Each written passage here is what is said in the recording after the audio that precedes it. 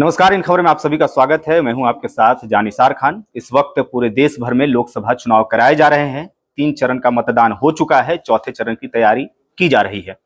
पूरे देश भर में तमाम सीटों पर चौथे चरण की भी तैयारी जोरों पर है। तमाम राजनीतिक पार्टियां अपनी अपनी तैयारी में भरपूर तरीके से जुटी हुई हैं। आपको बता दें कि इस दौरान बिहार में भी 5 सीटों पर चुनाव होने जा रहा है, जो चौथा चरण है। और बिहार की 5 सीटें जो हैं वो है बेगूसराय, दूसरा है मुंगेर, ऐसे ही तीसरा दरभंगा, चौथा समस्तीपुर। समस्तीपुर आपको बता दें कि ये सुरक्षित सीट है। पांचवा है उजियारपुर। ये 5 सीटें हैं जो बिहार में 13 मई को इस पर मतदान होगा।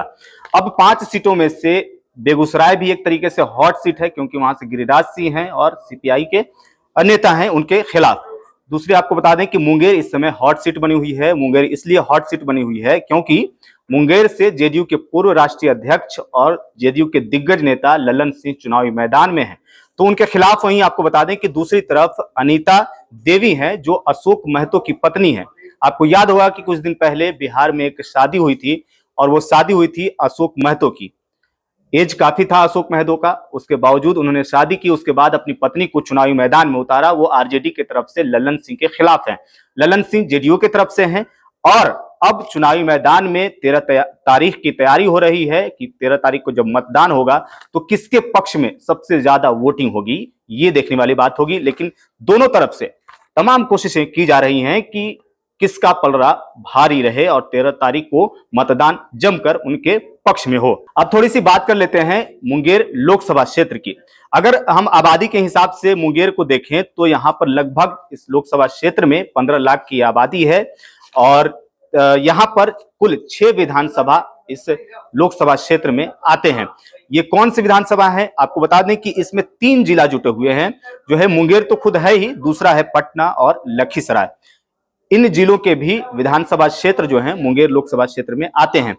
पहला तो है मुंगेर से खुद मुंगेर जिला है, और दूसरा है जमालपुर मुंगेर का। वहीं अगर लखीसराय की हम बात करते हैं तो लखीसराय में है सूर्यगढ़ और लखीसराय खुद। ये 2 विधानसभा जो हैं मुंगेर में ही आते हैं। और तीसरा है पटना जिला।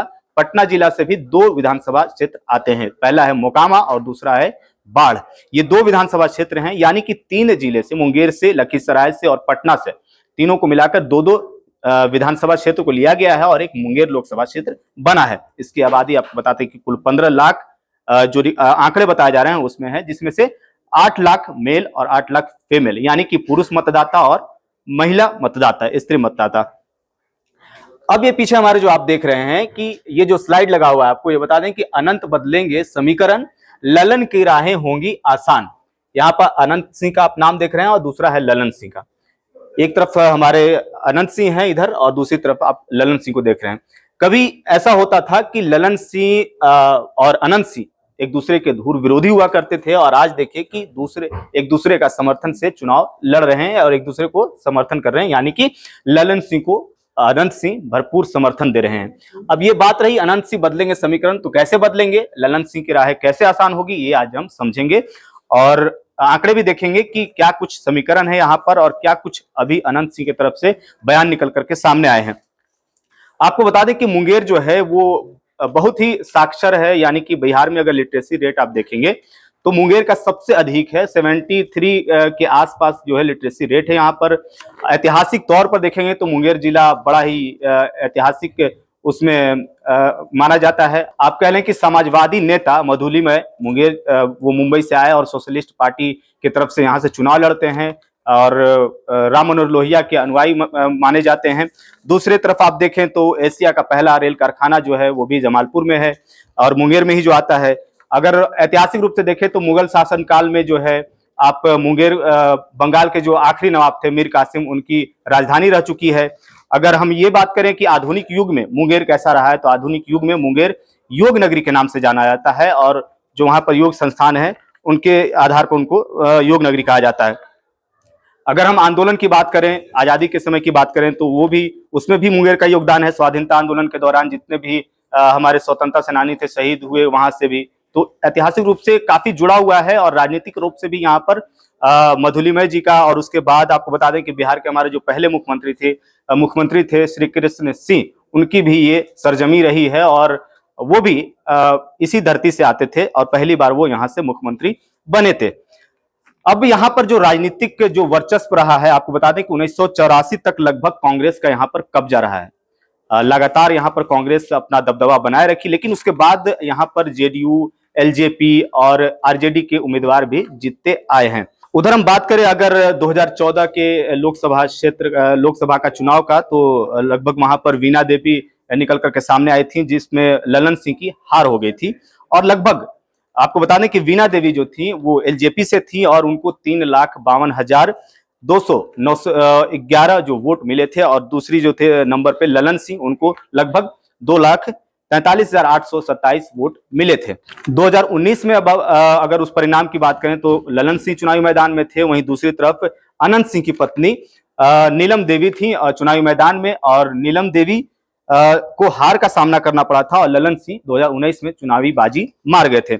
ललन सिंह को 5,28,762 वोट कुल मिले थे, और वहीं अगर नीलम सिंह की हम बात करें तो 3,60,825 वोट कुल उनको मिले थे। तो ये कुल मिलाकर के 14 और 19 का आंकड़ा रहा।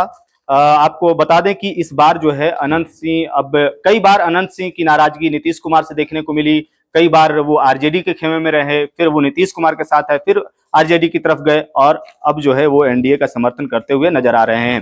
अनंत सिंह की अगर हम बात करें तो 2020 में अनंत सिंह विधानसभा का चुनाव लड़ते हैं निर्दलीय, और अनंत सिंह पर एक गैर कानूनी तरीके से हथियार रखने का आरोप लगा था, और वो सिद्ध भी हुआ, और उसके बाद लगभग 2022 में उन पर यह आरोप सिद्ध होता है और सजा होता है, और उसी सजा में अभी वो जेल में बंद है, पटना की बेऊर जेल में। हालांकि अभी वो पैरोल पर बाहर चल रहे हैं, लेकिन इसी सजा वो यही सजा है जो AK-47 और जो गैर कानूनी हथियार थे उन्होंने अपने घर पर रखा था, और इसी आरोप में यूएपीए के तहत उन पर कार्रवाई हुई, और लगभग वो इस मामले में सजा भुगत रहे हैं।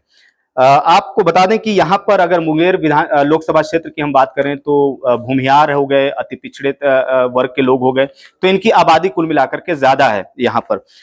और इसमें अगर और हम थोड़ा सा अगर डीप जाते हैं तो यहाँ पर कुशवाहा और यादव जाति के वोटर्स भी हैं जो निर्णायक भूमिका में रहते हैं।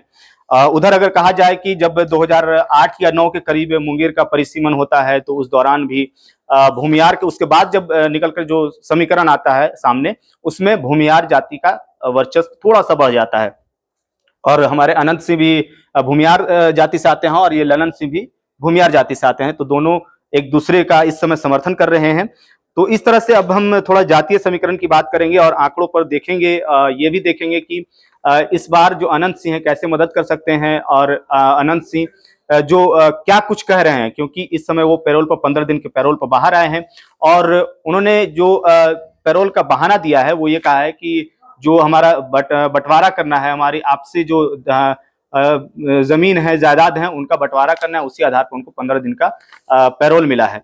इस आधार पर अभी बाहर आए हुए हैं, और हम देखेंगे अभी कुछ हम समीकरण देखेंगे और आंकड़े की बात करेंगे कि कब से कब तक, जब हमने बताया आपको कि कांग्रेस का यहाँ पर कब्जा रहा है, तो ये देखिए आपको बताते हैं कि 2019 से अगर आप बात करें कि 2019 में किसका कब्जा हुआ था। 2019 में राजीव रंजन सिंह जेडीयू से आए थे, 2014 में वीणा देवी लोक जनशक्ति पार्टी से आई थी।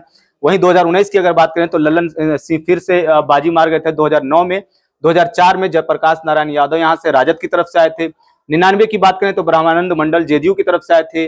फिर 1998 में विजय कुमार विजय राजद की तरफ से आते हैं, और 1996 में समता पार्टी, तो 96 में समता पार्टी का वर्चस्व वहां पर हुआ था। उसके बाद से आरजेडी, जेडीयू, एलजेपी का इस सीटों पर कब्जा रहा है एक एक बार। तो ये 1952 से आपको बताया हमने, 96 तक बताया कि समता पार्टी का वहां पर वर्चस्व था। उसके बाद 91 में ब्रह्मानंद मंडल भाजपा से बनते हैं, फिर वो समता पार्टी से बनते हैं। 1989 में धनराज सिंह जनता दल से आते हैं। 1984 में देवेंद्र प्रसाद यादव कांग्रेस का, जो हमने कहा कि कांग्रेस का यहाँ पर कब्जा था, तो कांग्रेस की तरफ से 1980 में देवेंद्र यादव भारतीय राष्ट्रीय कांग्रेस की तरफ से आए थे। उसके बाद श्री कृष्ण सिंह जनता पार्टी मधुलिमय, जो हमने बताया कि राम मनोहर लोहिया के अनुयायी माने जाते हैं। तो ये आपको बताया हमने कि आंकड़ा 1952 से करीब आप देखिए कि कांग्रेस यहाँ पर है, लेकिन ये तब्दीली होती है 84 के बाद, ये तब्दीली होती है और यहाँ पर अलग अलग पार्टियों की वर्चस्व यहाँ पर देखने को मिलती है, जिसमें लोजपा भी शामिल है, जेडीयू भी शामिल है, और कांग्रेस तो थी, लेकिन जेडीयू, एलजेपी और राजद का वर्चस्व देखने को मिलता है। 2009 में अगर हम बात करें कि ललन सिंह को कितने वोट मिले थे, तो ललन सिंह को कम से कम आपको बता दें कि 3,74,317 वोट कुल मिले थे। और यहाँ पर जो आंकड़ा दिख रहा है वो आरजेडी के सेकंड पोजीशन पर रहे थे राम बदन रॉय, जिनको 1,84,956 वोट कुल मिले थे। वहीं कांग्रेस के मात्र 27,929 वोट मिले थे। बीएसपी को 10,827 वोट मिले थे। तो कांग्रेस का यहाँ पर जिस प्रकार से कब्जा था, उसके बाद 84 के बाद धीरे धीरे कम होता गया और अलग अलग पार्टियां जो है यहाँ पर कब्जा जमाने में कामयाब हो गई। तो इस तरीके से कांग्रेस का जो है वो ग्राफ गिरता हुआ नजर आ रहा है। और इस बार हालांकि आपको बता दें कि इंडिया गठबंधन की तरफ से अनीता देवी हैं, अशोक महतो हैं उनके पति, और एनडीए की तरफ से ललन सिंह हैं। अब जब अनंत सिंह 15 दिनों के लिए पैरोल पर बाहर आए हैं तो अनंत सिंह क्या कुछ कह रहे हैं वो भी हम आपको बताएंगे। ललन सिंह के बारे में वो क्या कह रहे हैं, नीतीश के बारे में क्या कह रहे हैं, तेजस्वी यादव के बारे में क्या कह रहे हैं।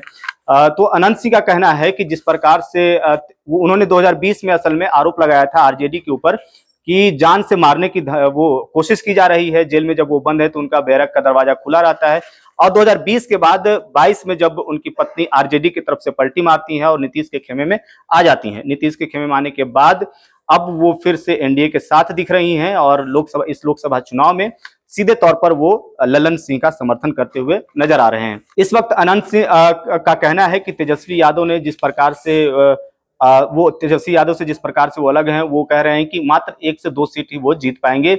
और नीतीश कुमार से हालांकि वो आग्रह कर रहे हैं कि शराबबंदी है उसको आप हटा दिया जाए, और इस प्रकार से वो तमाम चीजें हैं जो निकल करके सामने आ रही हैं। लेकिन तेजस्वी यादव से उनकी नाराजगी है और वो कह रहे हैं कि मात्र 1-2 सीट ही वो जीत सकते हैं। ललन सिंह के बारे में उनका दावा है कि लगभग 4 से 5 लाख वोटों से वो जीत सकते हैं। ये उनका आंकड़ा है, 4 से 5 लाख वोटों से जीत सकते हैं। हालांकि कुल मिलाकर के आंकड़ा हमने जो दिखाया आपको उस समय था 4 से 5 लाख कुल वोट ललन सिंह को मिले थे। लेकिन इस बार जो अनंत सिंह कह रहे हैं कि वो 4 से 5 लाख वोट से वो जीतेंगे और ये फासला रहने वाला है।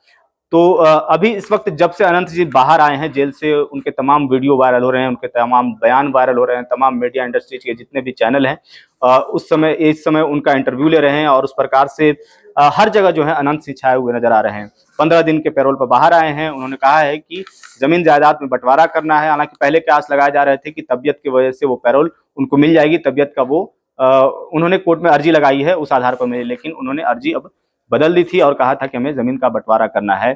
तो कुल मिलाकर के ये है कि वहां पर भूमियार जाति के भी हैं, कुशवाहा हैं और यादव हैं। अब जो है इस समय इंडी गठबंधन का जो है वोट मैक्सिमम आप कह सकते हैं कि यादव बिरादरी का जो है इंडिया गठबंधन को जा सकता है। और अनीता देवी जो हैं, जो अशोक महतो हैं, उनके पति जो हैं, वो असल में जो उच्च जाति के लोग हैं, भूमियार हो गए, ब्राह्मण हो गए, ये तमाम जातियां जो भी होती हैं ऊंचे कैटेगरी में जो आती हैं, वो उनके खिलाफ रहते हैं, हमेशा वो खिलाफ रहते हैं। तो हो सकता है कि यादव का वोट हो और जो पिछड़ी जातियों का वोट है वो साधने में कोशिश करने, उनके लेने में वोट वो कामयाब रहे।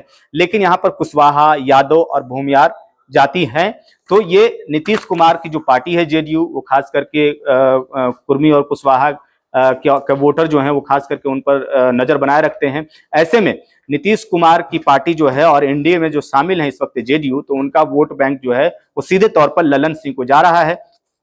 और उसके बाद जो है भूमियार जाति के जो वोट हैं वो भी ललन सिंह को मिलने जा रहा है। क्योंकि अगर अनंत सिंह बाहर होते, उस प्रकार से अगर अनंत सिंह का वोटर जो है, जो उनके खास करके उनके जो लोग हैं वो नाराज चल रहे थे, जब वो बाहर रहते, अंदर होते जेल में, तो हो सकता है कि वो नाराज होते और ललन सिंह के खिलाफ वो वोट करते। और इस प्रकार से अब जब अनंत सिंह बाहर आ गए हैं तो ललन सिंह का जो वोट है वो अनंत सिंह का जो वोट है वो ललन सिंह को मिलने जा रहा है। तो भूमियार जाति को ललन सिंह ने साध लिया है, नीतीश कुमार ने साध लिया है और इस प्रकार से पूरा समीकरण बनाया जा रहा है। अब जब आपको बताएं हम कि 2020 के विधानसभा चुनाव जब अनंत सिंह लड़े थे, उसके बाद 22 में उनको सजा होती है। 2019 में ललन सिंह जीत जाते हैं, नीलम सिंह हार जाती हैं। तो नीलम सिंह को जो 3 लाख के करीब वोट मिला था वो भी इस वक्त ललन सिंह को ही जाने जा रहा है। तो शायद इसी आधार पर अनंत सिंह कह रहे हैं कि ये जो वोट है 3 से 4 लाख का, इनका वोटर जो है वो ललन सिंह की तरफ शिफ्ट होने जा रहा है। ललन सिंह के बारे में और अनंत सिंह के बारे में ऐसा कहा जाता है कि अनंत सिंह को राजनीति में लाने वाले जो हैं वो ललन सिंह ही हैं। और ललन सिंह ने अनंत सिंह को राजनीति में लाया। उसके बाद से अनंत सिंह का ग्राफ बढ़ता गया, गैंगस्टर के रूप में और बाहुबली के रूप में निकल करके सामने आए। अशोक महतो भी गैंगस्टर रह चुके हैं और वो भी हाल फिलहाल में ही जेल से बाहर आए हैं। ऐसे में अब देखना होगा कि मुंगेर का जो लड़ाई है वो काफी दिलचस्प हो गया है। ललन सिंह एक तरफ जदयू के दिग्गज नेता हैं, दूसरी तरफ गैंगस्टर अशोक महतो की पत्नी अनीता देवी चुनावी मैदान में है। तो देखते हैं कि 13 मई को जब मतदान होगा उस समय किसके पक्ष में ज्यादा वोटिंग होते हैं, और जब 4 जून को मतगणना होगा उस समय क्या कुछ परिस्थितियां निकल कर सामने आती हैं, किसका पलड़ा भारी होता है, कौन मुंगेर की सीट पर कब्जा जमाता है और कौन लोकसभा 2024 के चुनाव में झंडा फहराता है। फिलहाल इस वीडियो में इतना ही। बाकी तमाम खबरों के लिए आप बने रहिए इन खबर के साथ।